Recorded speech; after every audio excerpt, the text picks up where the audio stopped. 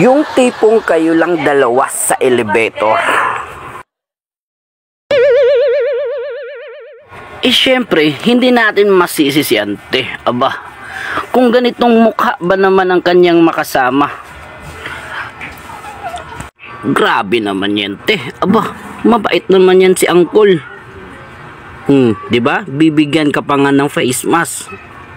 Syempre, baka may gagawin ka dun. Kawawa naman yung face mask.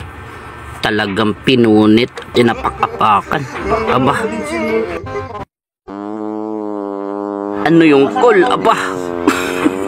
Paktay ka ngayon, te. Pinunit mo pa naman yun. Alaka. Di natin masisi si Uncle. Binigyan ka na niya ng face mask. Pananggap pala yun. Paano ngayon yan, te? Grabe na yan. Ala, tiisin mo na lang. Lagang tinubo pa ng Uncle.